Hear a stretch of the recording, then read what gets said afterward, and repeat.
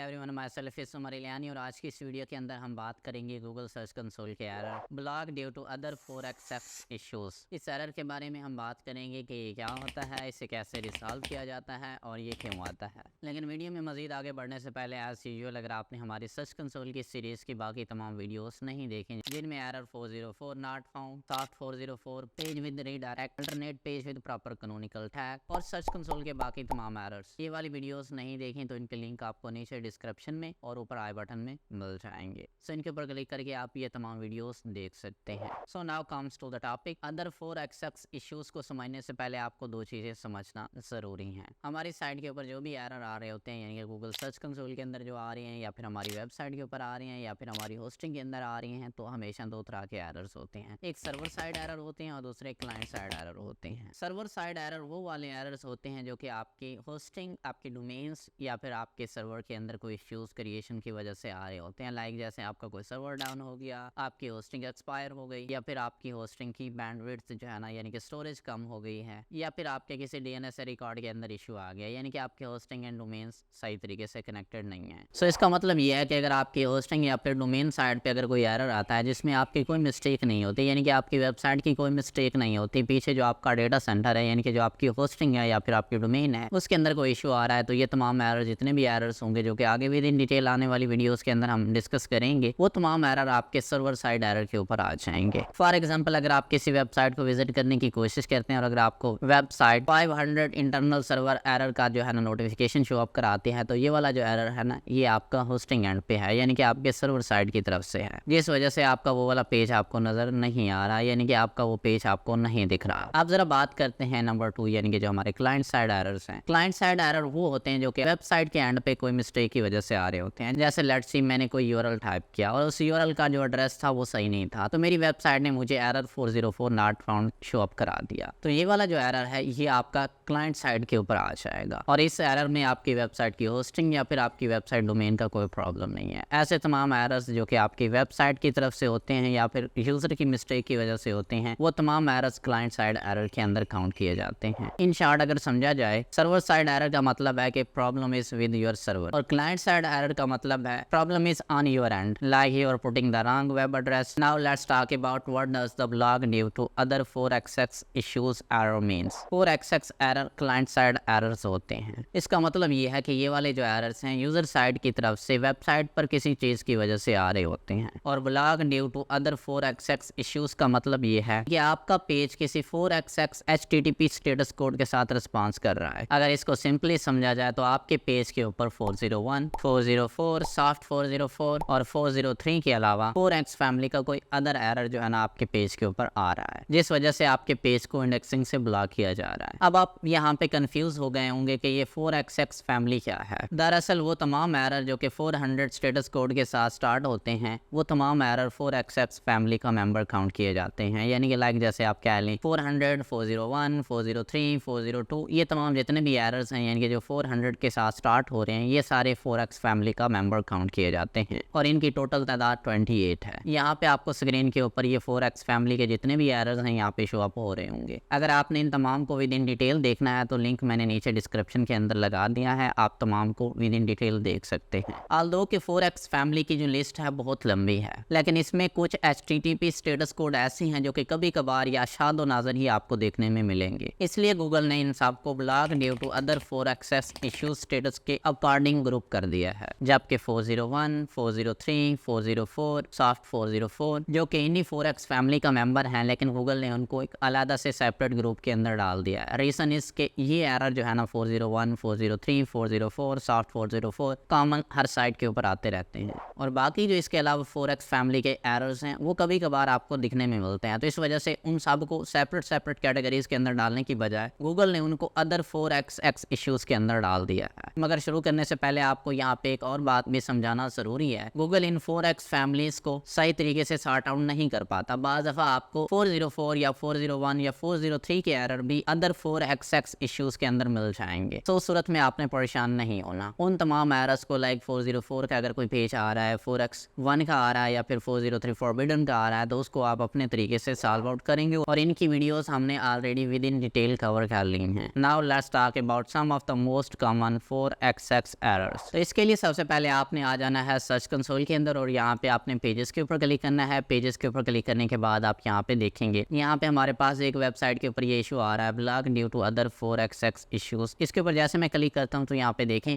हमने ऑलरेडी जो है ना यहाँ पे जो यूआरएल थे उनको सॉल्व आउट कर दिया। यानी कि यहाँ पे अगर आप देखें जुलाई 30 को हमारे 6 पेजेस थे और यहाँ पे आगे अगस्त 12 को हमारे पास 4 पेजेस थे और उसके बाद यहाँ पे अगस्त 22 को हमारे पास 2 पेजेस थे और उसके बाद यहाँ पे अगर आप आके देखें अगस्त 31 को हमारा 1 पेज था और उसके बाद जो है ना हमारा सारे प्रॉब्लम जो है ना यहाँ पे रिजॉल्व हो गए हैं। सो आपने क्या करना है, यहाँ पे आना है, क्लिक करना है पेज इंडेक्सिंग के ऊपर और यहाँ पे आपने देखना है, यहाँ पे जैसे आप क्लिक करेंगे अब यहाँ पे हमारे पास आ रहा है 0 इफेक्टेड पेजेस। आपके पास जो भी पेजेस होंगे वो यहाँ पे लिस्ट के अंदर शो अप हो जाएंगे। यहाँ पे ये एरर जैसे मैंने आपको बताया कि 28 टाइप्स के हैं। अब इन 28 टाइप में से जो मोस्टली कॉमन आते हैं वो आज हम आगे चल के डिस्कस करते हैं, लेकिन ये 28 आपको कभी कभार पूरे कहीं पे भी नहीं मिलेंगे। इनमें जस्ट 1-2 टाइप्स जो है ना वो आपको मोस्टली नजर आएगी। तो आपने इन 28 से परेशान नहीं होना, बस आपने ये करना है कि अपने सर्च कंसोल में आना है और देखना है कि block due to other 4xx issues के अंदर कौन से एरर्स आ रहे हैं। उन तमाम पेजेस के यूआरएल आपके सामने आ जाएंगे, उनको आपने इंस्पेक्ट करना है। इंस्पेक्ट करने के बाद देखना है कौन सा पेज किस कोड के साथ जो है ना एरर दे रहा है, फिर आपने उस हिसाब से उसको डील करना है। सो जो मोस्ट कॉमन है यहाँ पे हम डिस्कस करते हैं। सो नंबर 1 जो एरर आपको 4xx फैमिली के अंदर नजर आएगा सर्च कंसोल के अंदर वो है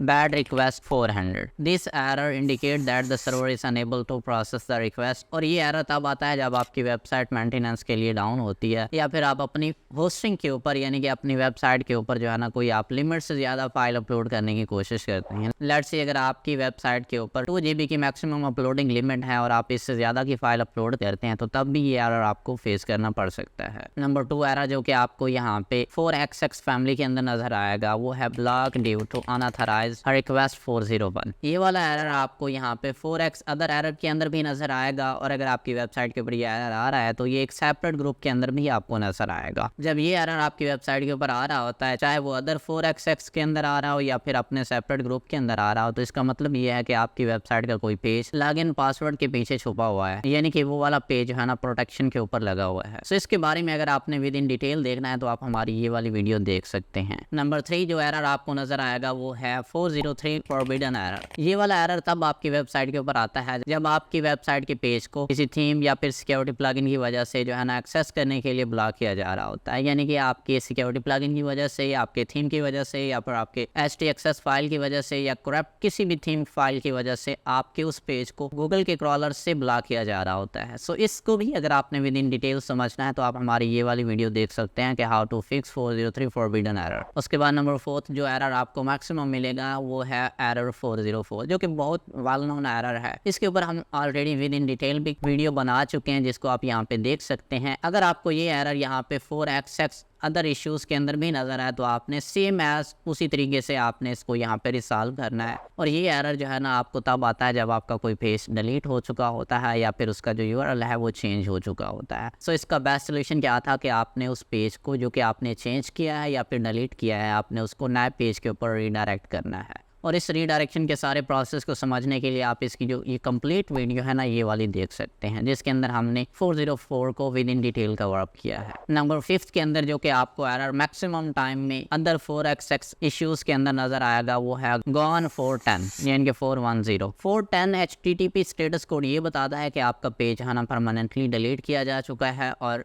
गूगल को जब आप ये स्टेटस कोड कमांड करते हैं तो गूगल आपके उस पेज को सर्च से परमानेंटली हटा देता है। अब यहाँ पे थोड़ा सा फर्क रहेगा, जो एरर 404 होते हैं ना, जब भी हम अपने किसी पेज के ऊपर उसको सेट आउट करते हैं तो हम गूगल को ये बता रहे होते हैं कि ये वाला पेज हमारा जो है ना रीडायरेक्ट होके नए पेज के ऊपर चला गया है, नए यूआरएल के ऊपर चला गया है और गूगल उसको सर्च से नहीं हटाता। लेकिन अगर आपने किसी पेज को 410 स्टेटस कोड लगा दिया तो गूगल फौरन से पहले उस पेज को सर्च से भी हटा देगा। और ये हम तब करते हैं जब हमारे बिजनेस के अंदर कोई ऐसा पेज है जिसको रखने का कोई फायदा नहीं है या हमारा कोई ऐसा प्रोडक्ट है जिसको हमने खत्म कर दिया है, तो उस वाला जो पेज है उसको हम डिलीट करते हैं और 410 स्टेटस कोड जो है ना सेलेक्ट कर देते हैं, जिससे यह है कि गूगल उस पेज को फौरन से पहले सर्च से भी हटा देता है। और ऐसा करने से हमारी साइट के लिए एक फायदेमंद होता है। अगर हम उसको नहीं हटाएंगे तो फिर हमारे लिए बाकी जो एरर्स हैं 401 का एरर आएगा, फिर 404 का एरर आएगा, फिर उसको सेट करेंगे तो पेज विद रीडायरेक्ट का एरर आएगा। तो इन सब से बचने के लिए अगर आपने वो पेज अपनी साइट के ऊपर नहीं रखना तो उसको डिलीट करें और स्टेटस कोड जो है ना उसका 410 कर दें। और ऐसा करने से आप गूगल क्रॉलर का जो बजट है ना वो बचा रहे होते हैं। जब आप किसी पेज को 410 का स्टेटस कोड जो है ना अलर्ट कर देते हैं तो आपने गूगल बॉट को ये बता दिया कि यार ये वाला पेज है ना ये फजूल पेज है, मैंने अपनी साइट से हटा दिया है, इसको दोबारा चेक करने की जरूरत नहीं है। सो गूगल का बॉट आपका वो वाला पेज दोबारा चेकआउट नहीं करेगा और गूगल उसको सर्च से कम्प्लीटली डी इंडेक्स कर देगा। और किसी भी पेज के ऊपर जिसको आपने डिलीट किया है या जिसके ऊपर एरर आ रहा है 410 का स्टेटस कोड आप देना चाह रहे हैं, तो उसके लिए आपने ये करना है, यहाँ पे अपने वर्डप्रेस के डैशबोर्ड के अंदर आना है। उसके बाद आपने यहाँ पे रैंक मैथ के ऊपर क्लिक करना है और देन यहाँ पे आपने रीडायरेक्शन के ऊपर क्लिक कर देना है।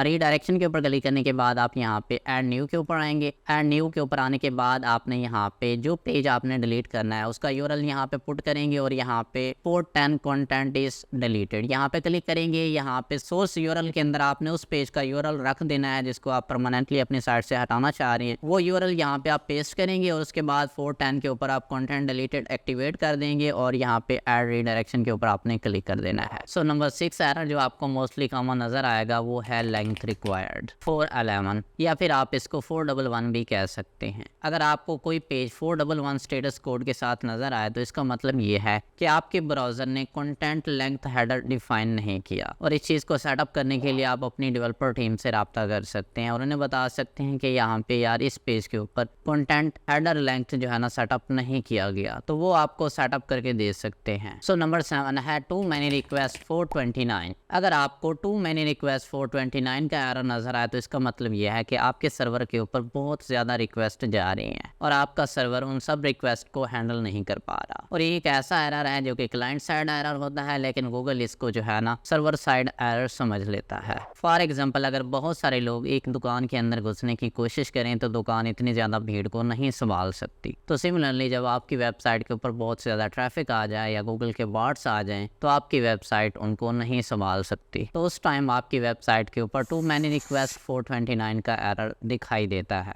जो कि सर्वर साइड एरर नहीं है। ये आपकी वेबसाइट के डाउन हो जाने की वजह से हुआ है, ना कि आपके सर्वर या होस्टिंग की वजह से। और ये जो रिक्वेस्ट आपकी वेबसाइट के ऊपर मल्टीपल टाइम में आ रही होती हैं ये गूगल बॉट की तरफ से भी आ सकती हैं या फिर अगर आपकी वेबसाइट के ऊपर बहुत ज़्यादा ट्रैफिक आ रही है तो उस टाइम में भी आपकी वेबसाइट क्रैश कर सकती है। सो अगर आपकी वेबसाइट के ऊपर भी ये इशू आ रहा है तो आप अपनी वेबसाइट की कैशे क्लियर कर सकते हैं या फिर अपने होस्टिंग से रब्ता करके आप अपनी होस्टिंग एंड से भी अपनी वेबसाइट का जो कैशे है वो क्लियर करवा सकते हैं। Now let's talk how to fix block due to other 4xx issues. ये 4x फैमिलीज इश्यूज को आप इग्नोर भी कर सकते हैं, यानी कि आप इनको इमरजेंसी में नहीं, इनको बाद में तसल्ली के साथ हल कर सकते हैं। अगर आपकी वेबसाइट के ऊपर ये आ रहे हैं तो ये इतना ज़्यादा खतरनाक नहीं है और बाज़ दफ़ा ये बहुत ज़्यादा खतरनाक होते भी हैं। तो आपने इनको चेकआउट कर लेना है। इनके अंदर अगर कोई ऐसे खतरनाक से एरर्स आ रहे हैं लाइक जैसे 404 आ रहा है या फिर 403 आ रहा है या फिर 401 आ रहा है तो इनको आपने उसी टाइम पे सॉल्व कर देना है। इसके अलावा अगर बाकी कोई एरर्स आ रहे हैं तो आप उनको अपने जैसे ही आपके एंड पे आपको टाइम मिले तो आप इनको रिजॉल्व कर सकते हैं, लेकिन बेहतर यह है कि आप इन तमाम एरर्स को रिजॉल्व कर लें। अदरवाइज जैसे 410 का अगर कोई एरर आ जाता है तो आपकी वेबसाइट के पेजेस सर्च से भी गायब हो जाएंगे। सो इसको फिक्स करने के हम यहाँ पे मोस्ट फेमस मेथड्स आपके साथ शेयर करते हैं। सो नंबर 1 यहाँ पे सेटअप रीडायरेक्ट यानी कि 404। सो आपके वो वाले तमाम 404 एरर जो कि आपको अदर 4xx इश्यूज़ के अंदर नज़र आ रहे हैं उन तमाम 404 एरर्स को आपने 301 परमानेंट रीडायरेक्ट कर देना है। और इस रीडायरेक्शन को अगर आपने विद इन डिटेल समझना है तो आप हमारी 404 एरर नॉट फाउंड की ये वाली वीडियो देख सकते हैं। इसके अंदर हमने 404 एरर को विद इन डिटेल डिस्कस किया है और इनको कैसे रीडायरेक्ट करना है वो भी सारा कुछ आपको सिखाया है। Number 2 check your htaccess file. हमेशा अपनी वर्डप्रेस वेबसाइट की .htaccess फाइल जो होती है वो बहुत इंपॉर्टेंट होती है, उसको चेकआउट किया करें, उसको अपडेट करें। अगर उसके अंदर कोई इश्यूज हैं तो वो भी आप उनको as soon as possible solve करें। अगर आपने htaccess फाइल को कैसे कन्फिगर करना है, कैसे सेटअप करना है, ये सारी चीज़ें समझनी है तो आप हमारी 403 फॉरबिडन की ये वाली वीडियो देख सकते हैं। इसके अंदर हमने इसको विद इन डिटेल डिस्कस किया है। और अगर आपकी वेबसाइट के ऊपर 4x इश्यूज़ के अंदर 403 के कोई एरर्स आ रहे हैं तो आपको फ़ौरन से पहले अपनी .htaccess फाइल को सेटअप करने की ज़रूरत है। Number 3 check your report.txt file. report.txt file वो वाली फाइल होती है जो कि आपके सर्च इंजन को बताती है कि कौन से पेजेस को क्रॉल करना है और कौन से पेजेस को ब्लॉक करना है। तो अगर आपकी वेबसाइट के ऊपर 401 के एरर्स आ रहे हैं या फिर आपकी वेबसाइट के कुछ पेजेस ब्लॉक हुए जा रहे हैं तो उसके लिए आपको report.txt फाइल को चेक करना है। अगर आपने report.txt फाइल को विद इन डिटेल समझना है तो आप हमारी ये वाली वीडियो देख सकते हैं। और अगर आपकी वेबसाइट के अंदर report.txt फाइल बिल्कुल बिल्कुल परफेक्ट हैं और उसके बाद भी 401 यानी कि अनऑथराइज्ड एक्सेस का एरर आ रहा है, तो उसके लिए आप हमारी ये वाली वीडियो जिसके अंदर हमने block due to unauthorized access 401 को सॉल्व करने का तरीका बताया है, तो आप ये वाली वीडियो देख सकते हैं। And number 4, check your website broken links. अपनी वेबसाइट के तमाम ब्रोकन लिंक्स को चेक करें। जो भी आपने ऐसे इंटरनल लिंक किए हैं जो कि इस टाइम ब्रोक हो चुके हैं, तो उनको आपने फ़ौरन से पहले सेट आउट करना है। कोई भी आपका ऐसा इंटरनल लिंक जो कि ब्रोकन पेज को जा रहा हो, उसको आपने सेट करना है। And number 5, avoid from the redirect chain.